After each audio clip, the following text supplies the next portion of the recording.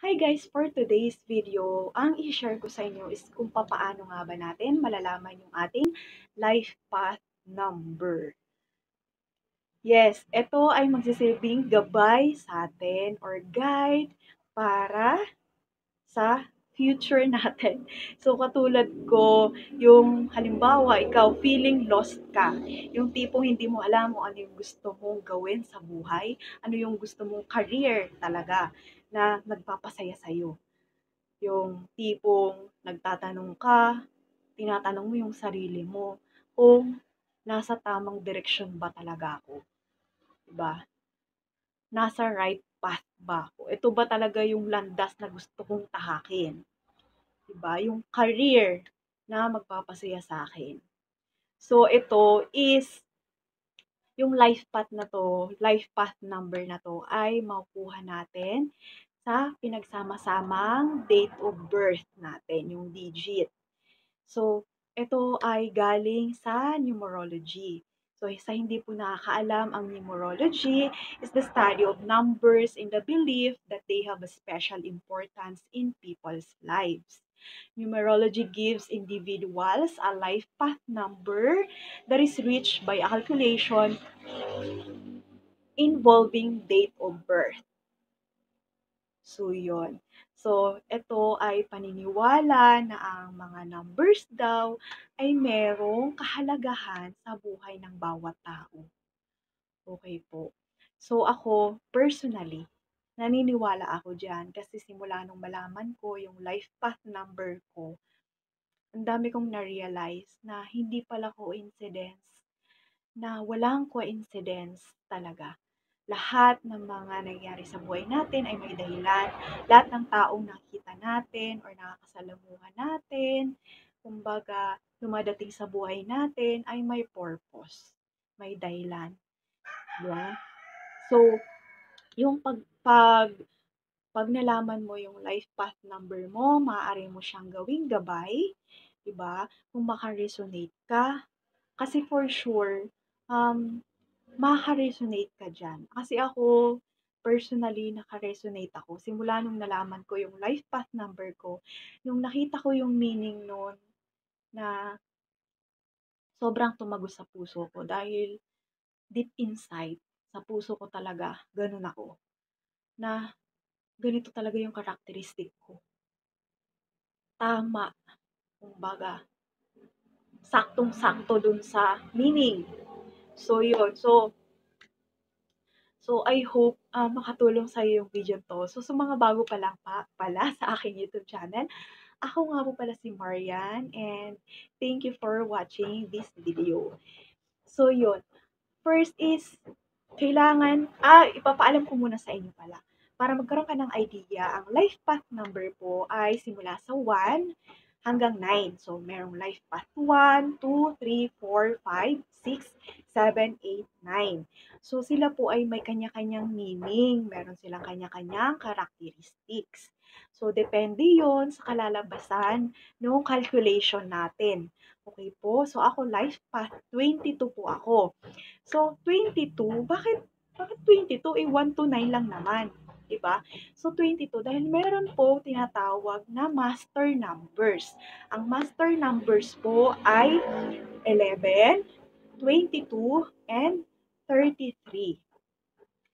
So, meaning, pagka yung calculation ng birthday mo ay ang pinaka-total is 11, 22, 33, hindi mo na siya kailangang i-add pa or pagsamahin pa. Okay po? So, yun na yun. Yun na yung life, ah, life path mo.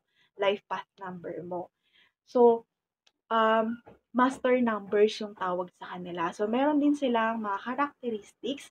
No, for me, siguro sinabing um, master numbers dahil bukod sa meron silang kahulugan or meaning na 22, pag pinagsama mo yung 22, 2 plus 2 equals 4. So, meron din silang, kumbaga, characteristics or pag-uugali or iba na related din sila sa life path number 4. Kumbaga, um, makaka-resonate ka din or makaka-relate ka din dun sa life path number 4. So, kung life path master number 11 ka din, pag pinag-add mo yung 1 plus 1 equals 2. So, meron ka ding characteristics na life path number 2. So, lahat yan is may kanya-kanyang kumbaga katangian. So, wala pong ano dyan, kumbaga, walang issue dyan. Okay po. So, kailangan mo lang sundin kung ano yung life path number mo. Okay po. So, yun. So, papakita ko na sa inyo kung papaano siya gawin. So guys, ganito po mag-calculate ng life path number. So ito, birthday to ni Tony Gonzaga. Sinearch ko lang sa Google. Okay, so Capricorn daw siya, January 20, 1984. So ito, January, syempre ang ilalagay natin dyan ay 1. Kasi number 1 siya sa calendar. Okay po, yung January. So kung February, syempre 2. Kung March, 3. So ganun po yun. And ito, yung day, 20, ipa-plus mo lang siya, 2 plus 0, yan, plus yung year, 1 plus 9 plus 8 plus 4, okay?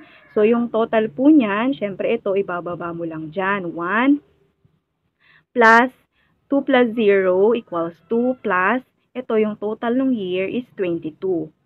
And, i-add lang natin to, 1 plus 2 equals 3 plus yung 2 plus 2 equals 4. So, ang life path niya po ay 7.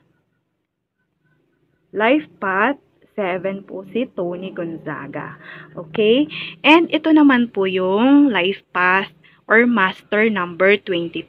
Ito, birthday to ni Oprah Winfrey. Ang birthday niya ay January 29, 1954.